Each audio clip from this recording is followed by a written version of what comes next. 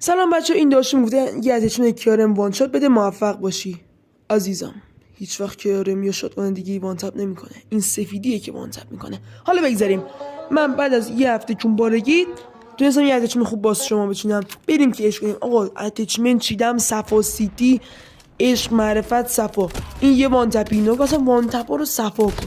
حالا اینا مثلا انمی ان، اینا انمی ان، تو فکر نکنی اصلا بازن. نگاه کن اصلا اینجوری یه وان تپی.